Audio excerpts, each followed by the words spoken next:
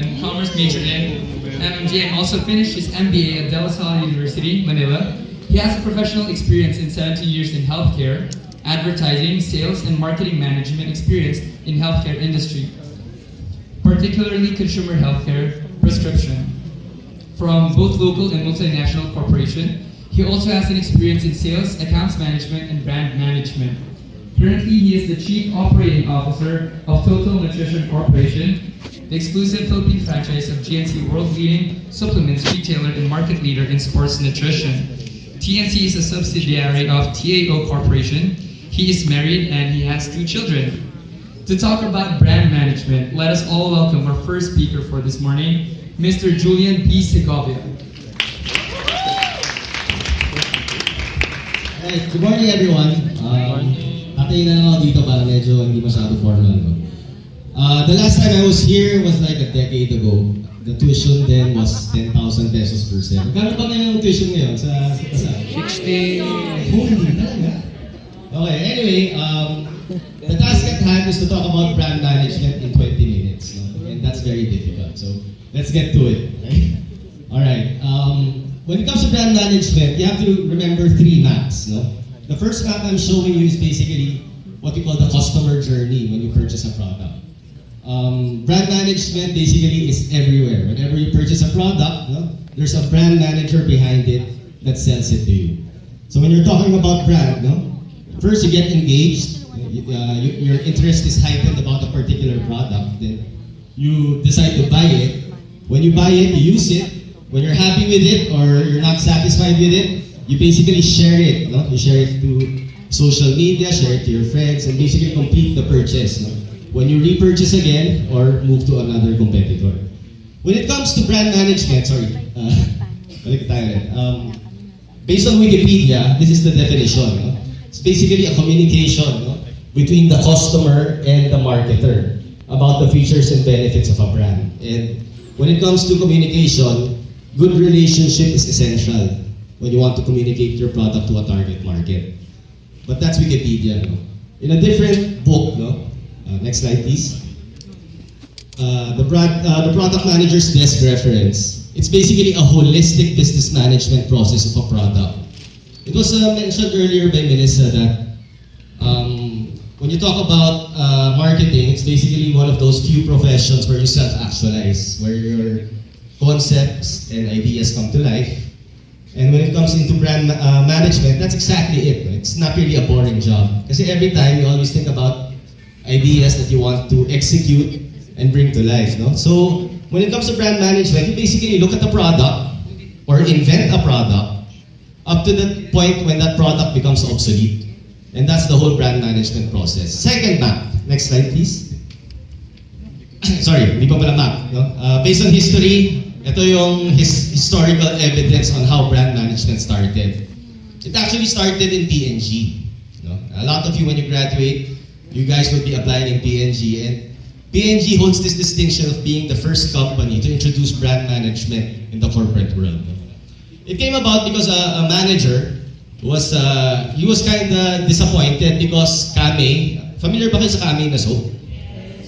And Ivory were practically the same products catering to the same market. So sabi niya parang it's counterproductive. Tayo-tayo lang, nag-aaway pa tayo. So he proposed, nagsulat siya ng memo sa mga boss niya at sinabi na parang there should be one person handling Camay and another person handling Ivory that cater to different segments of the market. And that's when brand management was born. So it was in May 1931. Ito yung sample ng memo niya na sinulat na sa kanyang mga boss. Okay?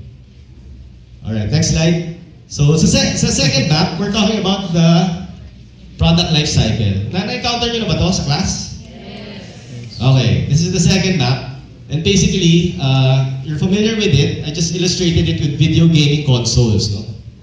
So during my time, usong-uso yung PlayStation 1. Okay? Pero may binibenta pa bang PlayStation 1? Nasa museum na yung PlayStation. Actually, may family computer pa ako eh. But anyway, PlayStation 1 is practically, and PlayStation 2 are practically products on the decline. No?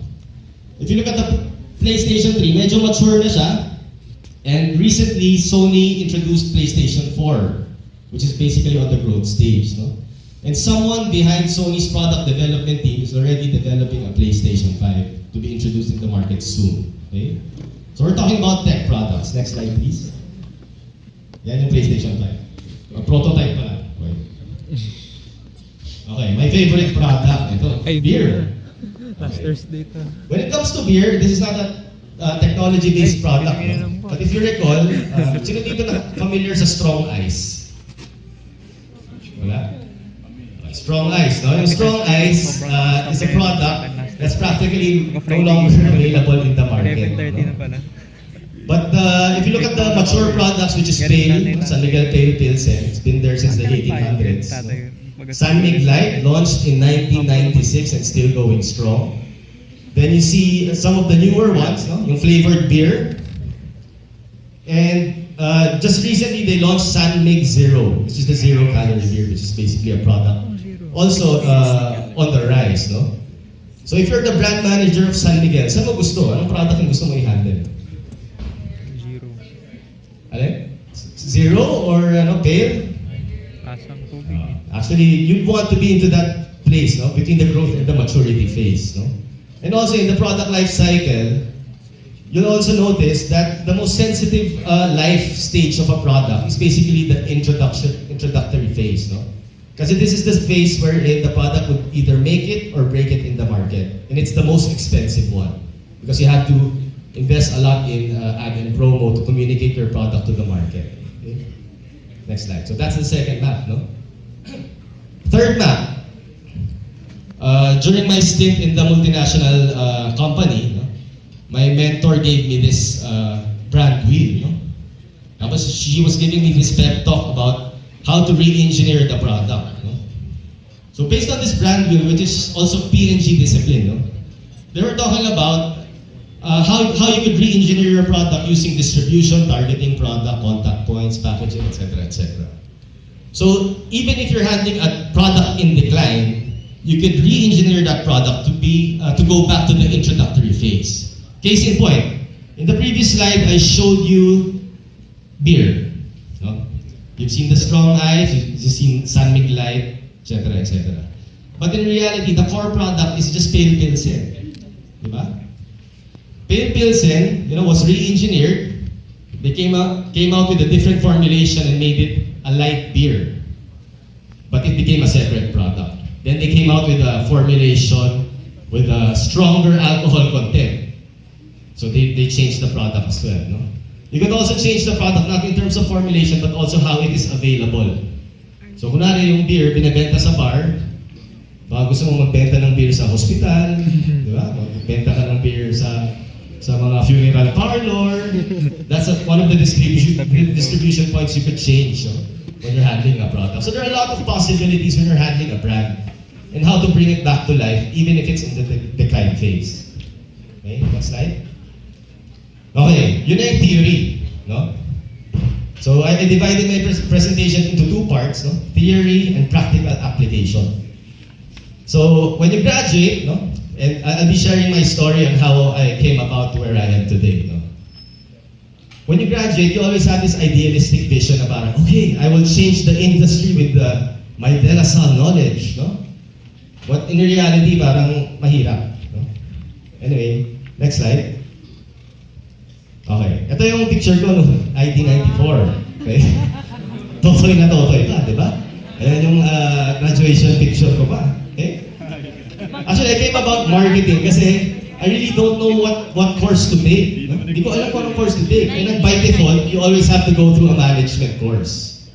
No, my dad was telling me, computers are on the rise, mag-computer science ka. Kaya alam ko lang mag-video games eh. Tapos, so I took a management course, no? And it had some expectations. No? Sabi ko, Bachelor of Science in Commerce, major in Marketing Management, which is a mouthful. No? When I looked at the brochure, I was thinking, hindi pare, puro stock markets to. No? Naka-necktie tayo, pupunta tayo stock exchange, magma-market tayo. No? Hindi naman pala ganun. No? Then, ang sabi ko parang, hindi pare, management yan. All-around course yan. No? Which is true. No? In my block, there are like two people who have leadership positions in BPOs. There's one who's a lawyer. There's another one who's a stock market broker. Then there's some who are into banking. No? But when it came to brand management, parang dalawa lang kaming pumasok sa brand. No? So it's really an all-around course that you could apply in different types of industries. No? And lastly, I thought there were little math involved. No? Medyo mahina ako sa math. Eh. Lo and behold, no? 18 units of accounting napasa ko. No? So anyway, yun, no? That's basically the college, no? My college experience. Okay. Next slide. Okay, first job.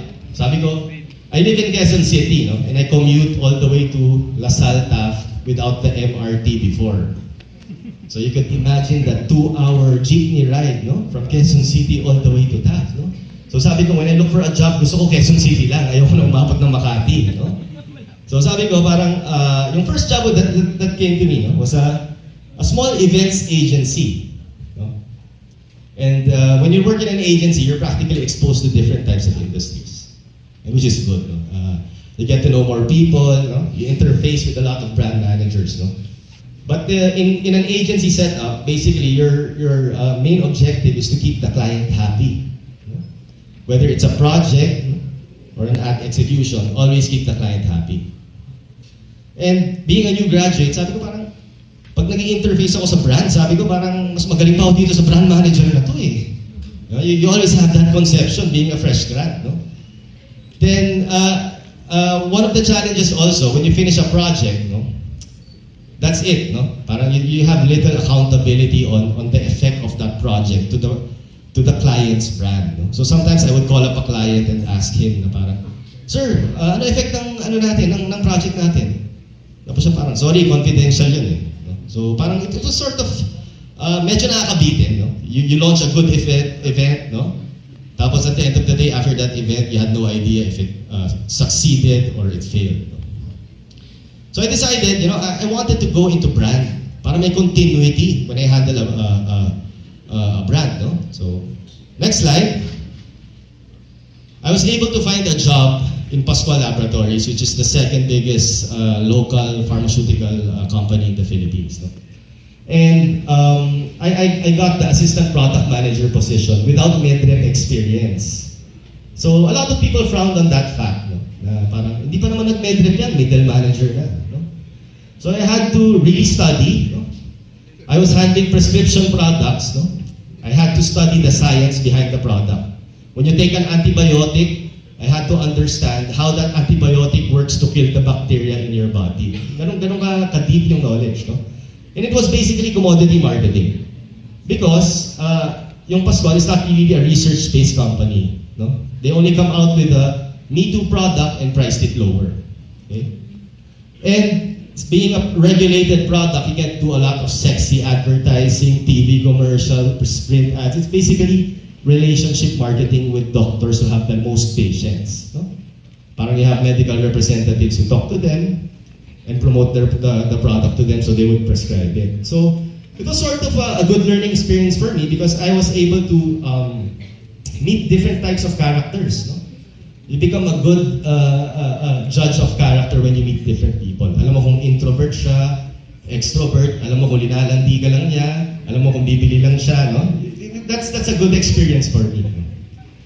So I got tired of prescription and dealing with a lot of doctors. Sabi ko, I want to handle a product, no, directly communicating with the end user. So next job ko, I got into next slide please. No? I got into a German pharmaceutical company. I'm not sure if you're familiar with it, but it's Boehringer Ingelheim. It's hard to pronounce, pero Boehringer talaga yan. No? I was handling Pharmaton. OTC product, no? And the thing with German products, no? They're German engineering, no? Look at their products as perfect products, no? Ayaw nila baguhin yan kasi it's German formulated, no? So we had a lot of product development issues, no? When I was handling Kitty Pharmaton, familiar ba kayo sa Kitty Pharmaton? Before it was the market leader, no? Ngayon parang wala na siya sa market. No? The main selling point of Kitty Pharmaton was its lysine content. No?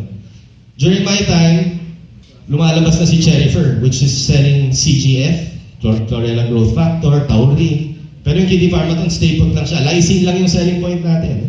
So it was very difficult to to develop another product kasi ayaw ng head office.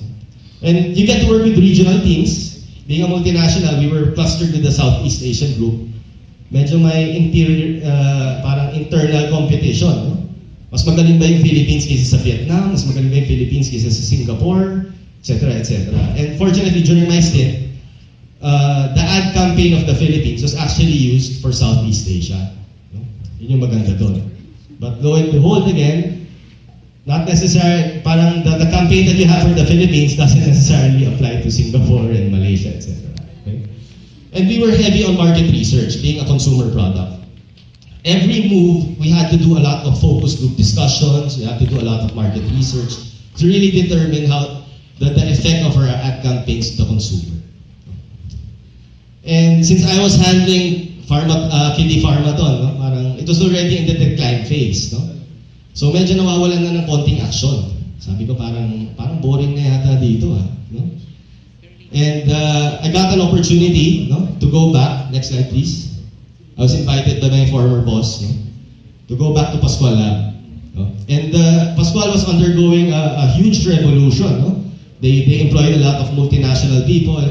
They invested in a sales data system. No?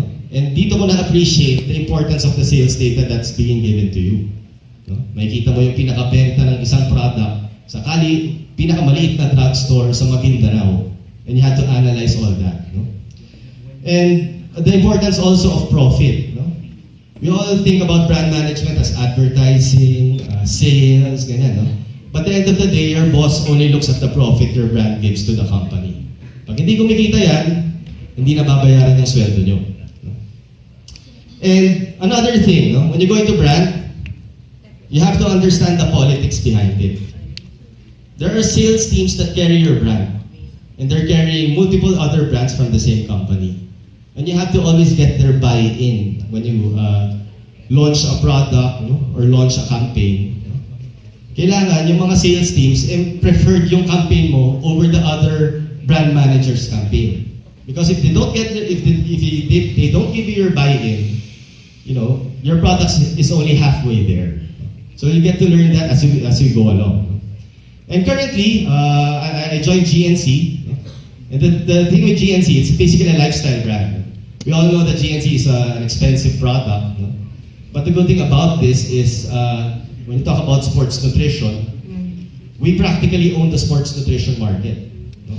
When you talk about protein, people just go to GNC and buy the protein there. And as being the market leader, product development is essential. We just launched like 50 products this year. No? And next year, we will be launching 50 more. Kasi we drive the market. No? That's why product development is really, really fast. No? And the different thing with GNC and the other companies, no? GNC controls end-to-end. No? End-to-end experience of the customer, which is similar to Apple. Before, Apple was just being sold in Best Buy and other computer sellers. And Apple wasn't really happy because parang hindi na nako-communicate yung Apple experience when they go through a different distributor. So what did Steve Jobs do? He created the Apple Store para he owns the customer experience. Okay. Next slide. Wala na ba? Okay, to sum it up, no? This is my last slide. No? Brand management is basically an ever-evolving profession. That's why it's always important to be updated. No? Yung ginagawa mo 10 years ago is entirely different this year. No? Brand management started when you talk about superior products. Then it became, all products are superior, be a value-based product, lower price, superior features and benefits. Right now, you're talking about the brand experience. No? Not just superior products, it's basically the whole brand experience when you use it, where you buy it, etc. Always keep your brand in the growth phase. No one wants to handle a brand in the decline phase. Okay? And as I mentioned, the politics behind brand, internal marketing is as important as your external marketing. Always get the buy-in of your salespeople. And no one knows your product, no? More than the consumer. Always be updated, be in touch with your consumers. Always hold these FGDs and market research to really know how consumer preference changes over time. Live a balanced life. No? Hindi lang pwede puro trabaho lang kayo. one advertising executive told me, no, na parang if you live a boring life, you will come out with boring campaigns. So hindi pwede puro trabaho lang kayo, weekend, trabaho, ganyan, no? Try to experience mag-wakeboarding kayo, go on an out-of-town trip, travel a lot, no? That way, you open yourself up to a lot of possibilities for your brand. And lastly, always build brand need. No? Peculiar to Lasalians, no? We're always going to jump from one job to another. No? But during that phase, no, parang you have to understand that through that process, you're building your brand. Your own self. No? Like for me, I started in pharmaceuticals, prescription, then napunta ako sa over-the-counter, then right now, nandito na ako sa retail. No? So all that vast experience, bit-bit ko. No? Bit-bit ko wherever I go, and that adds to my value as a marketing practitioner. So when you graduate, always keep that in mind. So that's pretty much it. No? Thank you for the opportunity to talk about brand management. Time for your seeded questions.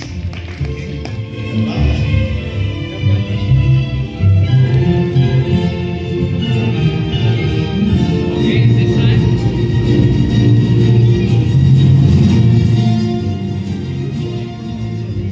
Mic test. Okay. So now we're gonna have someone to ask a question to Mr. Julian.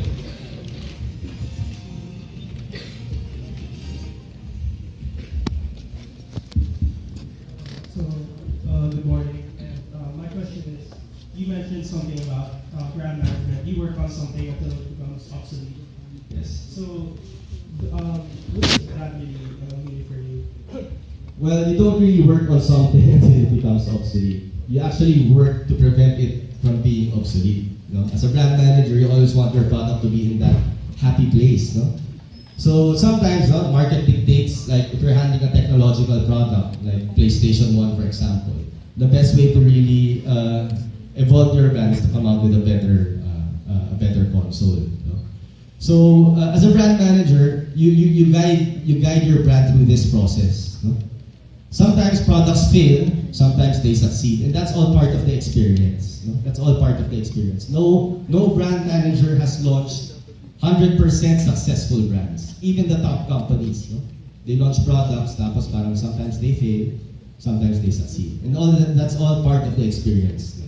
for a brand manager. So when your product goes into a decline phase, you all have that option to re-engineer it or come out with a new brand, no? To keep your job. So yun yung total brand management discipline.